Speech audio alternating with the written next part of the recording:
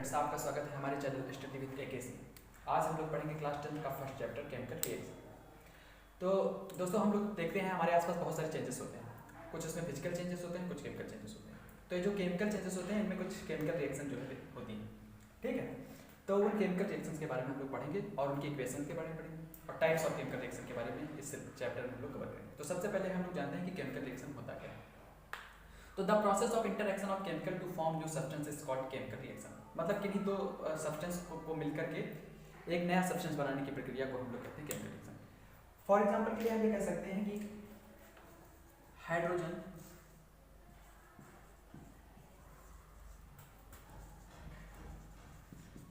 reacts with oxygen to form water.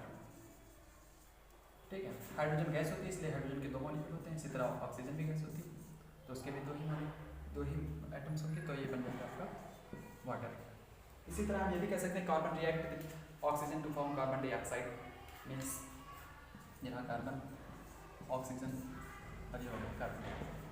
ठीक है, इसको बैलेंस भी कर सकते हैं, तो ये बैलेंस करना हम आगे पढ़ेंगे। तो इसके बाद हमारा अगला टॉपिक आता है केमिकल इक्वेशन। हमारा अगला टॉपिक है केमिकल इक्वेशन। तो केमिकल इक्वेशन की पहले डेफिनेशन जान लेते हैं, फिर मैं बताता हूँ। It is the shortest method to represent chemical reaction. It is easy and more informative. मतलब ये किसी भी केमिकल रिएक्शन को रिप्रेजेंट करने का एक छोटा तरीका है, शॉर्टेस्ट मेथड है। इसमें जो है इसमें मोर इन्फॉर्मेटिव होता है, मतलब पता चल जाता है कि इसमें कौन कौन से प्रोडक्ट बन रहे हैं, कौन कौन से रिएक्टेंट जो है हैं, और साथ में ये भी पता चल जाता है कि जो प्रोडक्ट और रिएक्टेंट्स हैं उनकी स्टेट क्या है, मीन्स वो सॉलिड स्टेट में है या लिक्विड स्टेट में है या गैसियस स्टेट में। इस और केमिकल रिएक्शन को लिखने में, इक्वेशन को लिखने में जो है सैम्पल्स और फार्मूले होते हैं। सैम्पल्स मतलब जैसे अगर कोई एक एलिमेंट्स यूज हो रहा है तो उसका सैंपल और कंपाउंड्स में के लिए फार्मूला यूज होगा। जैसे यहाँ पे हाइड्रोजन के लिए H यूज हुआ है, ऑक्सीजन के लिए O यूज हुआ है, और वाटर के लिए जो है फार्मूला पर होता है H2O। इसी तरह कार्बन के लिए C, ऑक्सीजन के लिए O2 एंड ये CO2। तो ये होते हैं आपके जो है केमिकल इक्वेशन। इसी में केमिकल इक्वेशन के दो पार्ट होते हैं, एक होता है रिएक्टेंट्स और एक होता है प्रोडक्ट। तो जो केमिकल इक्वेशन के शुरुआत में जो सब्सटेंसेस यूज होते हैं प्रोडक्ट को बनाने के लिए, उन्हें कहते हैं केमिकल रिएक्टेंट, और जो लास्ट में बनते हैं उन्हें कहते हैं प्रोडक्ट। तो उसके बारे में थोड़ी डिस्कशन हम लोग पढ़ लेते हैं। हाँ, तो हम लोगों ने केमिकल इक्वेशन के बारे में पढ़ लिया। हमने बताया केमिकल इक्वेशन में दो पार्ट होते हैं, एक होता है रिएक्टेंट्स और एक होता है प्रोडक्ट।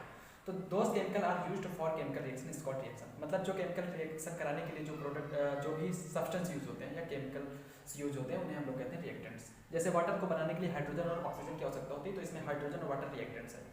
ठीक है, प्रोडक्ट क्या होते हैं, दोज केमिकल्स आर प्रोड्यूस्ड, मतलब जो रिएक्शन के बाद बनते हैं। हम ये भी कह सकते हैं कि those product are produced after reaction, मतलब जो प्रोडक्ट रिएक्शन के बाद बनते हैं उन्हें हम लोग जो है प्रोडक्ट कहते हैं। जैसे वाटर बनता है, हाइड्रोजन और ऑक्सीजन के कॉम्बिनेशन से वाटर बनता है, तो वाटर ही इसका जो है प्रोडक्ट है। इसके बाद हमारा नेक्स्ट टॉपिक आता है method of writing equation. Equation को लिखने का मेथड। तो इसको मैं ऐसे ही आपको समझा देता हूँ कि जब भी इक्वेशन लिखते हैं तो हमें किसी भी केमिकल्स के लिए सैम्पल्स यूज होते हैं। अगर कोई कंपाउंड्स है तो उसके लिए पूरा केमिकल्स फार्मूला यूज होगा आपका। साथ में जो रिएक्शंस होते हैं वो एरो के लेफ्ट साइड में लिखे जाते हैं रिएक्टेंट्स, और एरो के जो है राइट साइड में लिखे जाएंगे आपके प्रोडक्ट। और जो एरो होता है ये शो करता है रिएक्शन किस डायरेक्शन में हो रहा है। तो इस तरह से जो है लिखे जाते हैं।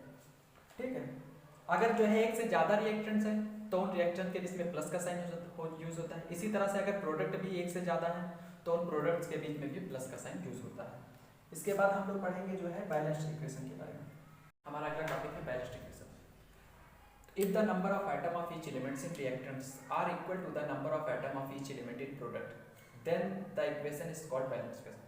यदि जो है रिएक्टेंट्स में एलिमेंट्स के एटम्स जो है प्रोडक्ट में एलिमेंट्स के एटम के इक्वल हैं, तब वो ऐसी इक्वेशन को हम लोग बैलेंस्ड इक्वेशन कहेंगे। जैसा कि हम लोग यहाँ पे देख रहे हैं कि एक आपकी जो है इक्वेशन है जिसमें आयरन वाटर के साथ रिएक्ट कर रहा है, तो इधर आयरन ऑक्साइड बन रहा है, उधर आपका हाइड्रोजन गैस बन रही है।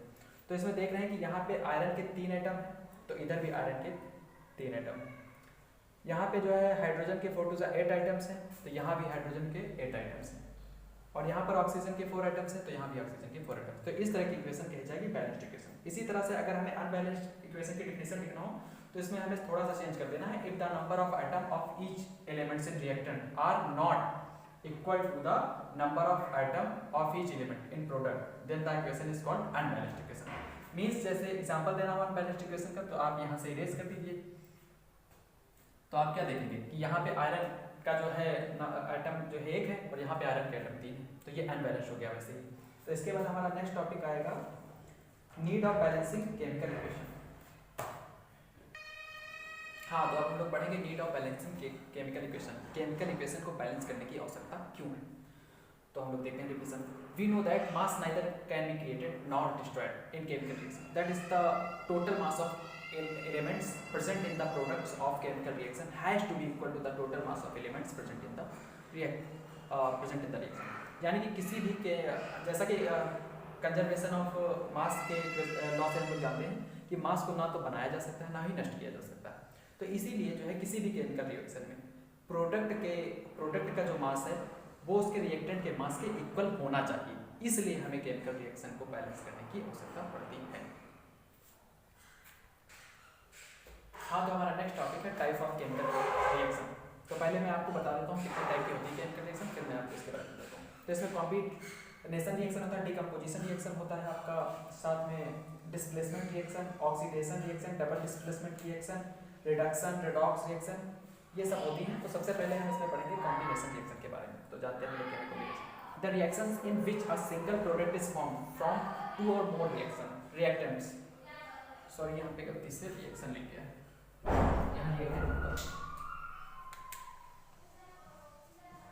हाँ। तो the reactions in which a single product is formed from 2 और more reactants is known as a combination reaction. ठीक है, तो जैसे ये इसमें एक एग्जांपल दिया हुआ है, कार्बन और ऑक्सीजन, ये दो आपके रिएक्टेंट्स हैं, दो रिएक्टेंट्स मिलकर के एक प्रोडक्ट बनाए, तो ये कॉम्बिनेशन रिएक्शन का एग्जांपल है। इसी तरह से हाइड्रोजन और ऑक्सीजन दो रिएक्टेंट्स मिलकर के एक जो है प्रोडक्ट बनाए हैं, तो ये भी एक कॉम्बिनेशन रिएक्शन का मतलब इसमें है कि प्रोडक्ट जो बनेगा वो सिंगल ही होगा। रिएक्टेंट्स दो भी हो सकते हैं, दो से ज्यादा भी हो सकते हैं, लेकिन प्रोडक्ट सिंगल ही होगा। तो ऐसी रिएक्शंस को हम लोग कहेंगे कॉम्बिनेशन रिएक्शन। हाँ, तो अगला हमारा जो होता है डीकम्पोजिशन रिएक्शन। इसमें क्या होता है कि in this reaction a single reactants break down to give similar product. इसमें क्या होता है कि कोई भी रिएक्टेंट्स है, जब उसको हीट किया जाएगा, भाई किसी चीज को अगर ब्रेक डाउन करना होगा तो उसको हीट तो करना ही पड़ेगा, ऐसे तो कोई चीज टूटेगी नहीं। तो उसको जब हीट करते हैं तो वो 2 या 2 से ज्यादा जो है नए प्रोडक्ट में टूट जाता है, तो इस तरह की रिएक्शन को डीकम्पोजिशन रिएक्शन कहते हैं। यहाँ पे देखिए आयरन सल्फेट है, आयरन सल्फेट को हीट किया गया तो आयरन ऑक्साइड में, सल्फर डाइऑक्साइड में और सल्फर ट्राइऑक्साइड में वो ब्रेक हो गया, तो ये एक जो है डीकम्पोजिशन रिएक्शन का एग्जांपल। इसी तरह दूसरा एग्जांपल देख लीजिए, कैल्शियम कार्बोनेट है, कैल्शियम कार्बोनेट को जब हीट किया गया तो कैल्शियम ऑक्साइड और कार्बन डाइऑक्साइड में ब्रेक हो गया। यहाँ पे देखिए कैल्शियम ऑक्साइड का हमने नाम लिख दिया है लाइम स्टोन, ये भी याद कर लीजिए, आपको काम आएगा। सबके नाम नेम आपको याद होने चाहिए, जैसे कैल्शियम कार्बोनेट को लाइमस्टोन कहा जाता है, कैल्शियम ऑक्साइड को जो है क्विकलाइन कहा जाता है। ठीक है, और भी एक रिएक्शन है हमारे पास, जैसे लेड नाइट्रेट है, लेड नाइट्रेट को जब हीट किया जाता है तो वो भी लेड ऑक्साइड में और नाइट्रोजन डाइऑक्साइड में और ऑक्सीजन में ब्रेक हो जाता है। तो इन सब रिएक्शन में ये देखने को मिल रहा है कि जो एक रिएक्टेंट है, सिंगल रिएक्टेंट, वो 2 या 2 से ज्यादा जो है प्रोडक्ट में ब्रेक हो रहा है, तो इनको हम लोग कहते हैं डीकम्पोजिशन रिएक्शन। इसके बाद हमारा हाँ, तो अगली हमारी रिएक्शन जो है वो डिस्प्लेसमेंट रिएक्शन। इसमें क्या होता है कि in this reaction more reactive elements displace another elements from there compound. जो ज़्यादा रिएक्टिव है, जैसे आप थर्ड चैप्टर जैसे है उसमें मेटल नॉन मेटल वाला है, उसमें आप सीरीज ऑफ रिएक्टिविटी पढ़ेंगे, तो सीरीज में जो सबसे ऊपर एलिमेंट्स होता है वो ज़्यादा रिएक्टिव होता है, जो उसमें सबसे नीचे होगा वो कम रिएक्टिव होगा। तो इसमें खास बात यह है कि जो ज़्यादा रिएक्टिव एलिमेंट्स होता है वो कम रिएक्टिव वाले को डिस्प्लेस कर देता है, मतलब उसकी जगह खुद लेता है। जैसा यहाँ पर आप देख सकते हैं कि आयरन कॉपर से ज़्यादा रिएक्टिव, तो क्या करता है कॉपर को डिस्प्लेस कर देगा, मतलब कॉपर की जगह खुद ले लेगा और कॉपर जो है हट जाएगा। तो इसमें लिखा भी हमने in above reaction iron is more reactive than copper and iron displace copper from its compound. इसके बाद हम लोग थोड़ा जानेंगे ऑक्सीडेशन और रिडक्शन के बारे में। तो डिस्प्लेसमेंट रिएक्शन के बाद हमारा एक और जो है डबल डिस्प्लेसमेंट रिएक्शन। इसमें क्या होता है कि 2 बार डिस्प्लेसमेंट होता है। तो the reactions in which there is an exchange of ions between the reactant are called double displacement reaction। Means ये है कि यहाँ पे देख सकते हैं ये आपका हो गया सोडियम सल्फेट, ये आपका बेरियम क्लोराइड हो गया। तो देख रहे हैं कि सोडियम जो है उसने बेरियम की जगह ले ली और बेरियम ने सोडियम की जगह ले ली। देखिए यहाँ पे सोडियम सल्फेट था तो सोडियम क्लोराइड बन गया, और यहाँ पे बेरियम क्लोराइड था तो ये बन गया बेरियम सल्फेट। तो यहाँ पे 2 बार डिस्प्लेसमेंट हुआ है, मतलब 2 एलिमेंट्स अपनी अपनी जगह छोड़कर दूसरी जगह पर जो है एडजस्ट हो गए हैं। तो इस तरह के रिएक्शंस को हम लोग कहेंगे डबल डिस्प्लेसमेंट रिएक्शन। इसके बाद हम लोग चलेंगे आगे। हाँ, तो अब हम लोग पढ़ेंगे ऑक्सीडेशन के बारे में। ऑक्सीडेशन में क्या होता है कि in this reaction addition of oxygen takes place. इसमें क्या होता है कि किसी भी एलिमेंट्स के साथ ऑक्सीजन जुड़ जाता है, तब वहाँ पे ऑक्सीडेशन होता है। जैसा कि हम यहाँ पे देख सकते हैं कि यहाँ पे आपका कॉपर ऑक्साइड था और हाइड्रोजन था, तो कॉपर ऑक्साइड से ऑक्सीजन निकल करके हाइड्रोजन के साथ जो है जुड़ गया, तो यहाँ पे जो है हुआ आपका ऑक्सीडेशन, ठीक है। और जो एलिमेंट्स या जो कंपाउंड ऑक्सीजन को देता है उसे कहते हैं ऑक्सीडाइजिंग एजेंट। तो यहाँ पे कॉपर जो है वो आपका ऑक्सीडाइजिंग एजेंट है, ठीक है। इसी के बारे में हम और पढ़ेंगे कि ऑक्सीडेशन का मतलब सिर्फ जो है एडिशन ऑफ ऑक्सीजन नहीं होता है, इसके साथ में इसकी और भी जो जैसे एडिशन ऑफ इलेक्ट्रॉन कुछ चीजें होती हैं, वो भी अभी आपको बता रहा हूँ मैं। हाँ, तो ऑक्सीडेशन का मतलब केवल जो है एडिशन ऑफ ऑक्सीजन नहीं होता, उसके साथ में अगर ये दो चीजें भी हो रही तब भी ऑक्सीडेशन ही वहाँ पर होगा। जैसा कि हम देख सकते हैं removal of hydrogen and gains of electron. अगर कहीं पे जो है हाइड्रोजन अलग हो रहा है किसी चीज से तो भी वहाँ पे ऑक्सीडेशन रिएक्शन होगी।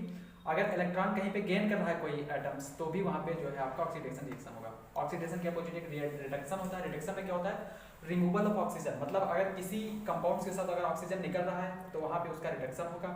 साथ साथ में अगर ऑडिशन ऑफ हाइड्रोजन होता है, अगर किसी एलिमेंट्स के साथ जो है हाइड्रोजन ऐड हो रहा है तो भी वहाँ पे रिडक्शन होगा। साथ में लूज ऑफ होगा, अगर किसी कंपाउंड से इलेक्ट्रॉन निकल रहे हैं तो भी वहाँ पे रिडक्शन होगा, ठीक है।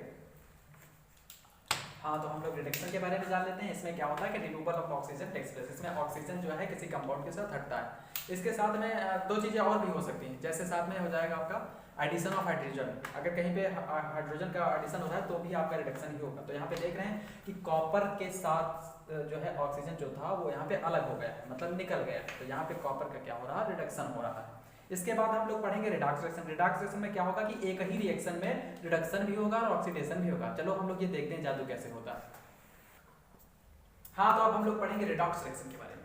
जब ये क्या कहते हैं ऑक्सीडेशन और रिडक्शन दोनों साथ में होता है तब उस रिएक्शन को लोग कहा जाता है रिडॉक्स रिएक्शन। तो जैसा कि रिएक्शन में हम लोग देख सकते हैं when one reactant get oxidized while the other gets reduced during a reaction such reactions are called oxidation, reduction और रिडॉक्स रिएक्शन।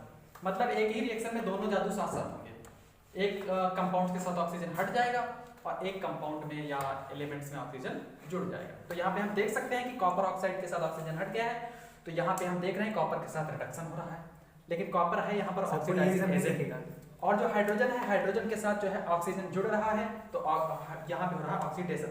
तो ये दोनों काम इसमें साथ में हो रहे हैं, इसलिए इसे कहा जाएगा ऑक्सीडेशन रिडक्शन रिएक्शन और रिडॉक्स रिएक्शन। अच्छा, इसके दो एग्जांपल और हम लोग देख लेते हैं रिडॉक्स रिएक्शन के।